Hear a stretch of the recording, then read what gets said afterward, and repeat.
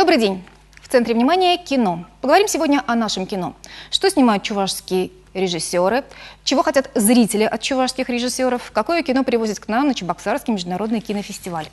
Я приветствую экспертов нашей студии. Здравствуйте. Все так или иначе связаны с кино. Что здесь делает прокурор, узнаете чуть позже в ходе нашей передачи. В общем-то, денег в стране нет, на кино в особенности, но мы держимся. В этом году Чебоксарский международный кинофестиваль был посвящен кинематографу малых народов. В нем приняли участие 40 кинематографистов из Москвы, Екатеринбурга, Орла, Калмыкии, Якутии, Бурятии, Ингушетии, Чеченской Республики, Башкортостана, Татарстана и Чувашии. Те тщеславные, которые есть замыслы у наших маленьких народов режиссеров выйти на мировую арену, они прекрасны. Потому что вот мы были свидетелями, как киргизские ребята сняли за копейки фильм, который получил Оскара. Мы были потрясены. Оказывается, можно.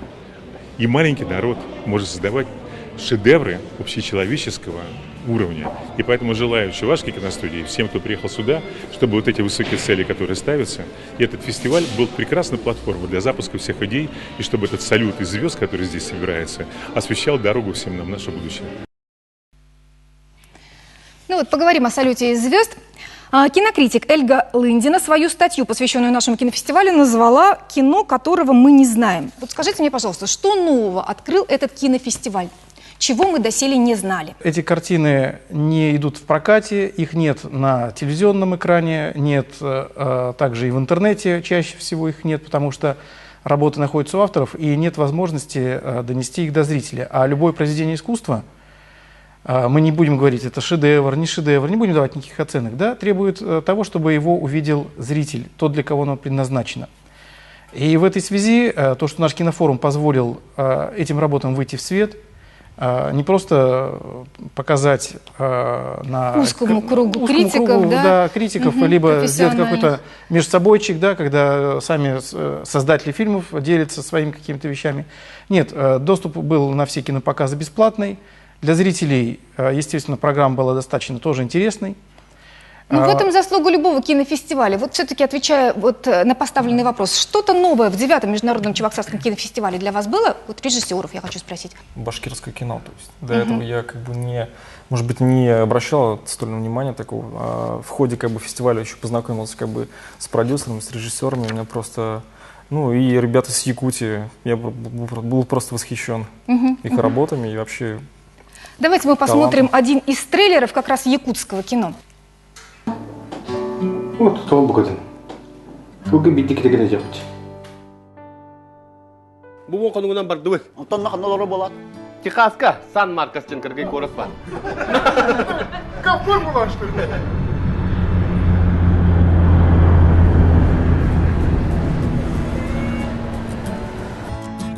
What's the problem?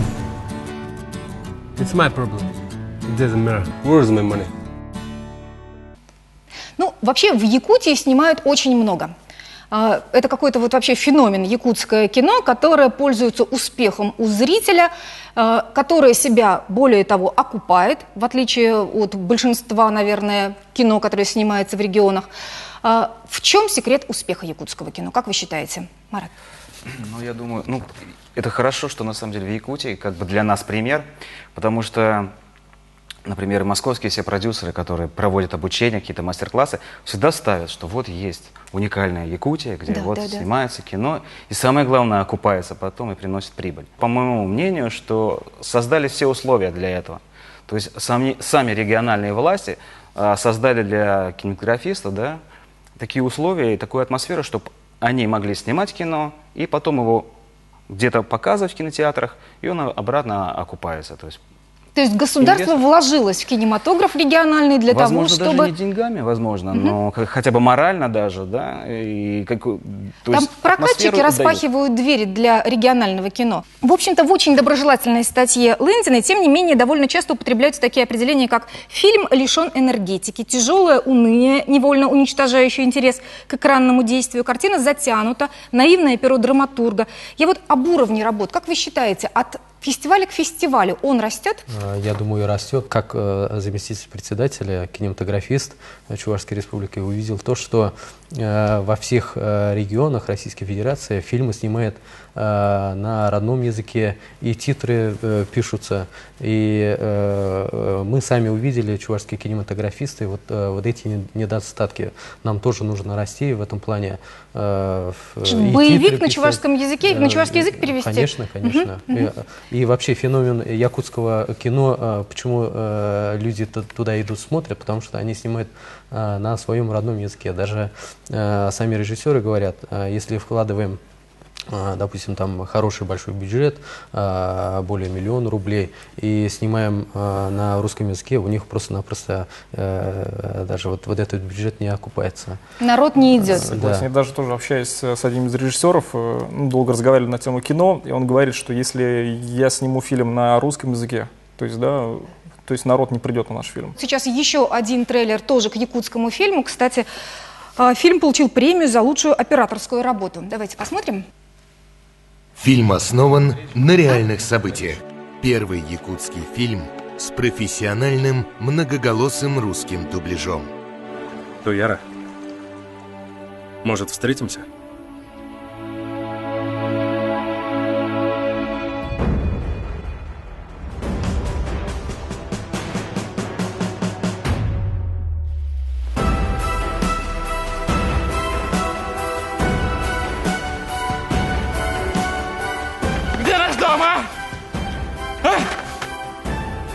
Тебя же никто не ищет, а?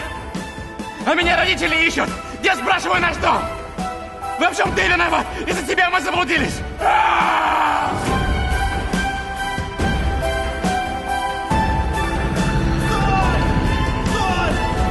Осторожно! Их найдут во что бы то ни стало. Скоро они вернутся, Туяра. Как долго мы здесь? Мне кажется, что уже вечность. Во всех кинотеатрах республики, то есть понятно, что это кино действительно пройдет во всех кинотеатрах республики этого региона, Якутии.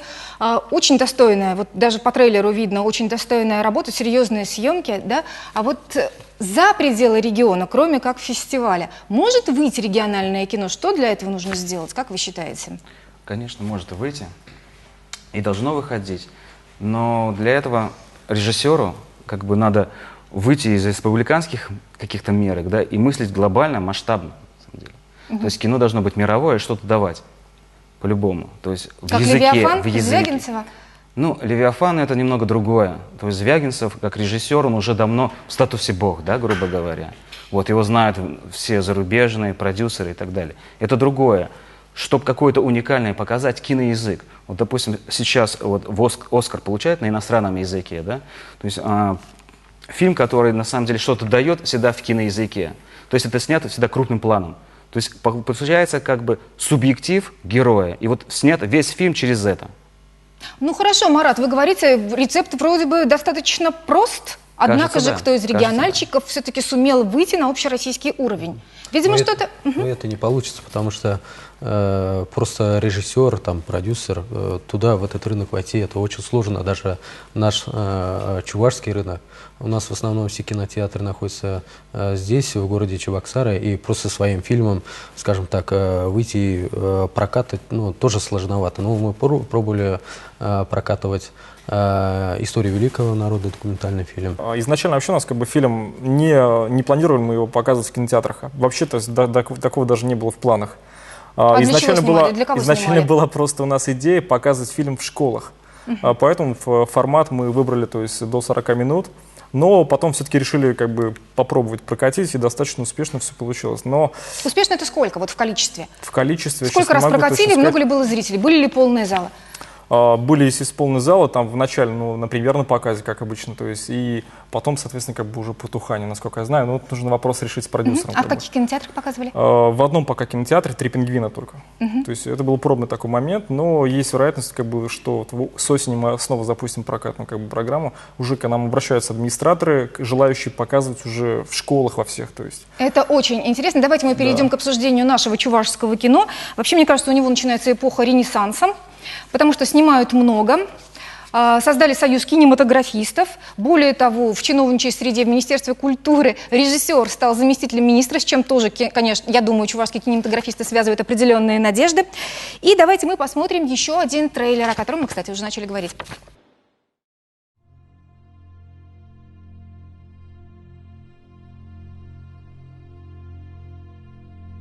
Они не покорились врагам. Волжские булгары вынуждены были отступить. Их боевые отряды уходили вглубь своей страны, где постоянно происходили стычки с монголами.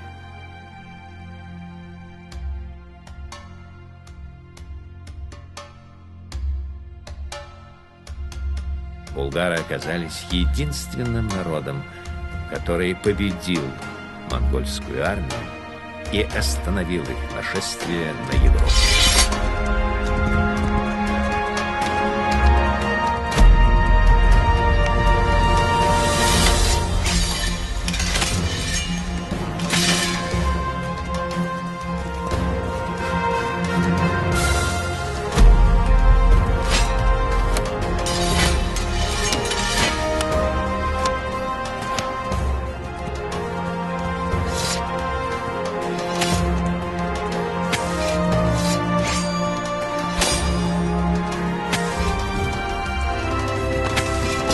Уходили, называя себя чувашами.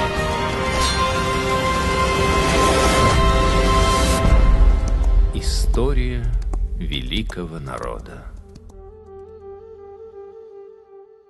У вас довольно сложный жанр документально-художественное кино. Я думаю, что это не для любого зрителя, потому что кто-то ждет все-таки просто развлечения. Вдумчивый человек хочет все-таки больше документалистики.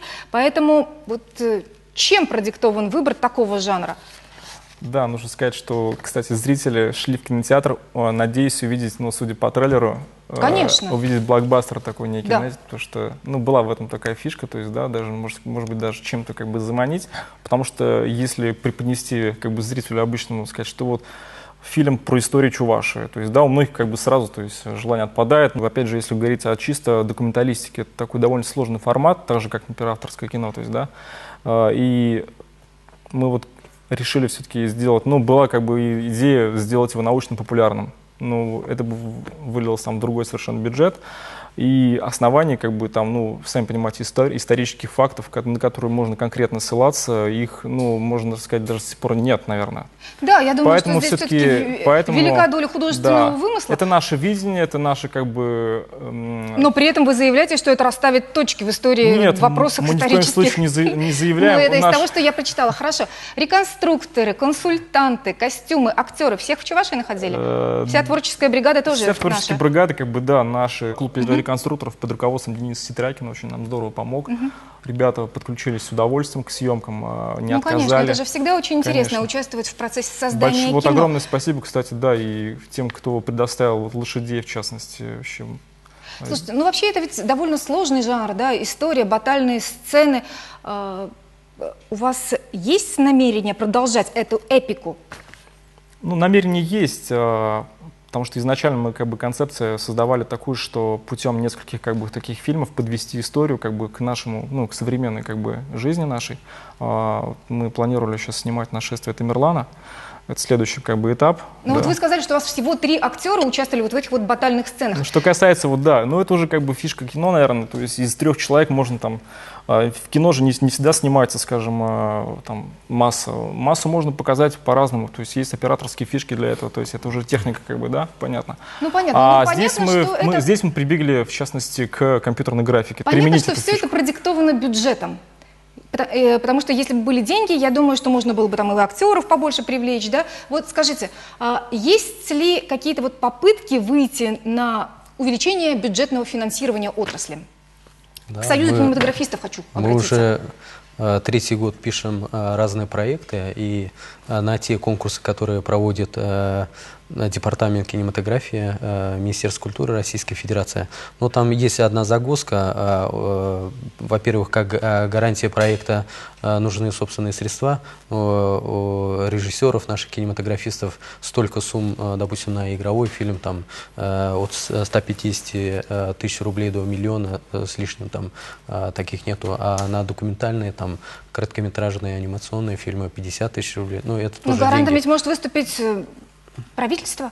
Да, конечно, если она заинтересована. В принципе, вот Чувашский международный фестиваль нас показал, что люди-то хотят приходить и смотреть кино. И приходят. Залы были полные. Я был поражен, да, залы были Просто полные. я недавно встретился с знакомой своей актрисой, она ездила в Выбор. Там тоже был фестиваль, и она говорит, что там 2, 3, 4 человека всего лишь в зале сидят. Может, они за деньги билеты продают?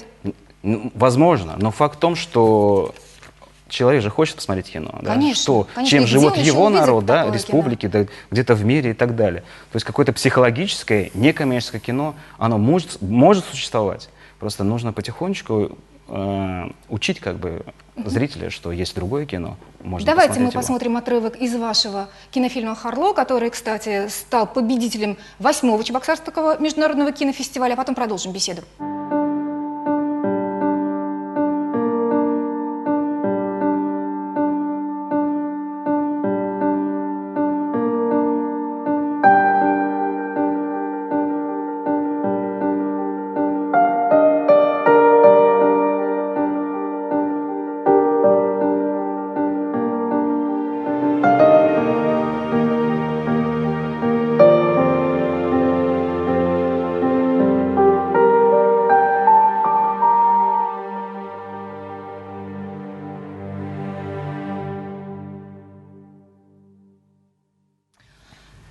Марат, насколько я знаю, сценарий к вашему фильму написал буддийский монах. Бывший. Бывший буддийский монах. Сейчас он не практикует. Вот скажите, от чего вдруг вот родилось желание обратиться к такому первоисточнику, и что это, может быть, дало фильму? Может быть, посыл как-то поменяло, может быть, его там атмосферу, настроение, что? Это история, ну, грубо говоря, что такое, да, религия, как духовно самосовершенствоваться, да? И фильм как бы об этом, на самом деле, как не просто любить эгоистически, да, а возлюбить весь мир, как бы, ну, грубо говоря, такими своими словами. Вот. То есть достичь высшей степени любви. Да, что такое любовь? И это должен был объяснить в своем сценарии буддийский монах. Нет, это просто так получилось у нас. Вообще у него много всевозможных всяких сценариев и книг, и он говорит, ну почитай, посмотри, может что-нибудь мы с тобой снимем и получится кино. Вот, и однажды я шел к нему навстречу, и у меня вот родился образ, что девушка, какая-то деревенская, тянет на себе раненого героя. Вот, и я к нему прихожу и говорю, вот у меня такой вот образ родился. Он говорит, давай попробуем из него что-нибудь, чтобы получилась какая-то история. И мы начали разрабатывать эту историю. Вот из-за этого как бы так родилась такая история. Интересно. Картина «Харло» создана на киностудии «Адл» в Москве. Марат Никитин остается преданным родной земле. Все свои фильмы он снимает на родине. Читаю я о вас. Над каким фильмом на родной земле работаете сейчас? Сейчас готовимся к фильму, он будет называться «Фуга». Это главный герой потерял память, и потом всю правду о себе он узнает на ток-шоу. Вот такая будет психологическая история. Это тоже будет сниматься в Чебоксарах? Да, в Чебоксарах. Какие-то съемки будут в Алатыре, вот на Суре, там очень красиво. Сейчас мы посмотрим еще один анонс и поймем, почему в нашей студии сидит человек в мундире прокурора. Основной возраст поступающих в наркодиспансеры от 14 до 24 лет. Папа, ты можешь мне спайс достать? Это порошочек такой зеленый.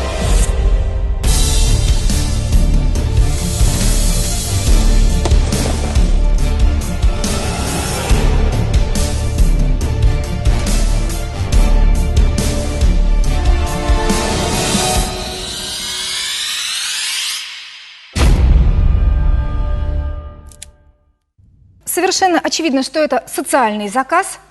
Скажите, пожалуйста, Альберт, неужели прокуратура выступила продюсером, в роли продюсера художественного фильма? Ну, не совсем так, конечно. Дело в том, что к нам обратился режиссер Владимир Сняев вот с такой идеей создать такое кино, вот именно посвященное как раз-таки этой больной теме, проблеме борьбы с наркоманией. Потому что все-таки таких фильмов у нас не было очень давно. Я думаю, даже в российском прокате, а уж в чувашском и говорить уже нечего. Да? Но вы сами прекрасно понимаете, что, наверное, банальные лекции, которые мы читаем перед студентами, учащимися, учениками школ, они не всегда, может быть, достаточно эффективны. Когда вот мы пытаемся еще использовать средства кинематографа, пытаемся донести до сознания граждан вот эту проблему, это куда более, может быть, даже действеннее. Поэтому, естественно, мы вот согласились на такое предложение. Вот действительно глубочайшее уважение к вам. Понравилось вам работать в кинематографе? Было интересно? Вообще, да. Очень много нового для себя открыл, потому что, на самом деле, процесс очень непростой. Процесс очень сложный. Действительно, кино это сложнейшее искусство, которое состоит из очень многих составляющих. Много дублей приходилось с вами писать? Не очень много, со мной там буквально 4 или 5 эпизодов, но дело в том, что на этом моя работа не закончилась. Я ведь, скажем так, договаривался с другими ведомствами, с Министерством внутренних дел, которые здесь участвовал. Видите, тут бойцы ОМОН были тоже, в этом фильме снимались. Здесь привлекали и сотрудников наркоконтроля, и обращались мы и в Федеральную службу исполнения наказаний, то есть там были съемки в следственном изоляторе. Обращались в различные ведомства, которые нам оказывали поддержку. На нашем языке это называется, вы занимались и продакшеном, и, я так поняла, еще и постпродакшеном. Вы еще и продвигали этот фильм позже. Да, вопросом продвижения тоже пришлось отчасти, скажем так, соприкасаться с этим вопросом, потому что действительно здесь нам очень сильно помогло Министерство образования Чувашской Республики. Тоже им большое за это спасибо. То есть мы привлекали к процессу уже просмотра этого фильма студентов, учащихся образовательных учреждений. И сейчас школьники и студенты смотрят этот фильм. Я так понимаю, что не то чтобы в образовательной программе, но тем не менее используется. Да? Так же, как я так понимаю, и историю великого народа, да? В исторической части. Очень интересно. Но я хотела вот к какой теме перейти. К сожалению, на 9-м международном кинофестивале, и, по-моему, до этого тоже, вот кроме Харло, я пока даже и не знаю, ни один наш фильм не стал призером. В чем причина? Как вы считаете? Если смотреть наших коллег, то конкретно там бурятский фильм посмотрели и увидели бурятскую культуру, якутский фильм, якутскую культуру. Они уже интегрировали там и мировой кинематограф в свои фильмы, что в этом плане молодцы. Посмотрели башкирский фильм, башкирскую культуру. Посмотрели чувашский, что? Вот. А чувашский фильм, где там чувашская, то ли не чувашская, в этом плане. Не, ну на самом деле язык вот фильма, то есть национального колорита не хватает? Да, не хватает. Возможно, но просто вот Ильтимир говорит про то, что вот они не разговаривают на чувашском языке. Ну, будут разговаривать на чувашском языке. Для ценности кино не будут. О чем они говорят? Возможно, да? Для республики это важно, да, послушать на чувашском языке фильм, и люди придут и заплатят деньги. Вот, ну, в кавычках, возможно, да. Но кино, если мы хотим выйти из региона, показать, что в мире, понятно, что культурная составляющая нужна, да? Но это должно быть что-то, да? Это должен быть какой-то эксперимент, наверняка и 100%, да? Экспериментально найти тот язык, да? Ту какую-то вот, чтобы это было произведением искусства, да? Как Ван Гог оттачил свой, да? Свою школу, там, свой мазок, да, вот этот свой стиль, да, который потом выстрелил, и то при его жизни нет. И кинематографист тоже здесь, он должен найти этот киноязык, который скажет, вот, да, ну, елки-палки, в Чувашии есть кино. А что говорило жюри, чего не хватает? По поводу того, почему мало призов или не получают призы наши картины, да. Наши ребята, в этом страшного ничего нет. Это первое. Это однозначно. Ну, конечно, не страшно, почему? Но хотелось бы ведь. Конечно, хотелось. Я очень благодарен Эльге Лындиной, которая была в этом году председателем жюри. Она сделала очень хороший обзор по всем фильмам, который вышел в федеральном журнале, да? Сделала очень хорошую подборку, и там все объяснено достаточно очень четко и конкретно. Понимаете, любое кино, про язык киноискусства мы можем говорить много, про технику и так далее. Но в кино самое главное – это есть посыл. Что вы хотите донести до зрителя? Какая идея фильма? Вот. И если она принимается зрителем, она будет принята не только у себя здесь, в Чувашии, там, в Якутии, в Бурятии, она будет приниматься во всем мире. Прежде всего посыл, с тем, с чем мы выходим. Да? Это прежде всего сценарий, идея фильма. Вот. А потом, ну, в принципе, Марат говорил о том же самом. Да, а потом уже можно говорить о масштабах, о бюджетах и так далее. Это все приложится. Кино это высказывание. О том же феномене якутского кино. Почему появилось якутское кино? Да потому что в Якутии хотят смотреть якутское кино. Они не воспринимают фильмы про Москву, про Петербург, потому что это другая жизнь, они живут другой жизнью. Ну, это как раз то, о чем говорил другая сейчас. природа. Республики 70% Чуваши, я думаю. В Якутии другая природа. Они не понимают, что такое пробки, понимаете? Для них бытовые Делать-то проблемы что? Делать-то другие. что? Искать свой язык. Развивать, понимаете, вот в чем важность была сохранить кинофестиваль, да, и наращивать постоянно его какие-то вот определенные темпы, да? Это прежде всего образовательная программа, да? Вот 10 лет назад про чувашское кино мы не говорили и не посвящали столько внимания, да? Потому что не было тех работ, которые можно было достойно вынести на суд жюри. Сейчас уже появились картины, то есть то, что реально можно показывать. Давайте не будем говорить, почему этого не было. Давайте будем говорить, что будет впереди 10-й кинофестиваль. Вот. И какие работы выйдут на 10-й кинофестиваль. Если мы не будем об этом говорить, то вполне возможно, что вот. на 10-м кинофестивале мы по-прежнему будем восхищаться Хорошо, если бурятами, мы снимем фильм, якутами, сделаем татарами, исключительно этнографический, национальный, да. И мы не знаем, победит он или нет. Здесь нет таких критериев, понимаете, которые можно было бы сказать, сделаешь фильм на чувашском языке и получишь приз. Национальная библиотека, она стала площадкой для того, чтобы показать региональное, чувашское кино. Международный кинофестиваль тоже транслирует там много своих фильмов. Ходят зрители. Что они говорят после этого? На что они больше ходят? Просят ли они, чтобы снова показали кино региональное? Нас очень обрадовал тот факт, что люди интересовались, именно наши горожане, не только горожане, жители нашей республики, заранее интересовались, какие фильмы будут демонстрироваться. Они для себя выбирали те или иные фильмы, чтобы они, удобно для них время, они могли прийти и посмотреть. И не было во время кинопросмотров, не было тех людей, которые уходили с показов. Это тоже очень хороший показатель. Были люди, которые аплодировали? Ну это да, тоже было. И кинопоказы были организованы таким образом, что каждый фильм демонстрировали, показывали, и были режиссеры, они рассказывали, и у зрителей была возможность встретиться именно режиссерами. И здесь хочется сказать, что у региональных, получается, режиссеров тоже была возможность пообщаться с коллегами. И то же самое потом для них, я думаю, это будет полезно. Я предлагаю дать слово, наконец, зрителям, пусть они нам скажут, какого кино они ждут от чувашских кинорежиссеров. И для детей, и о детях. Детям для детей, так скажем. Что-то радовало, что-то, какая-то надежда у них была на будущее. Вот что нужно снимать. А как уж это, пускай сами подумают режиссеры, сценаристы об этом. Сказок практически нет детских вообще. То есть что-то ребенку показать сейчас это только с нашего детства. Вот такие фильмы хотелось бы нам увидеть. О верности, о добре, о любви. О родине. Поскольку мы не коренные жители, наверное, нам нужно знать историю, эпос, какие-то народные предания, сказки. На этом и воспитываться. Я думаю, что все-таки о молодежи. О молодежи, ну и думаю, что патриотически. Кино о добре, кино о любви, кино о патриотизме, кино для детей, сказки. Вот чего они ждут от наших кинорежиссеров. И я надеюсь, что нам всем удастся им это дать. Спасибо за то, что были сегодня с нами. Спасибо огромное за внимание. Удачи и до встречи. Смотрите хорошее кино.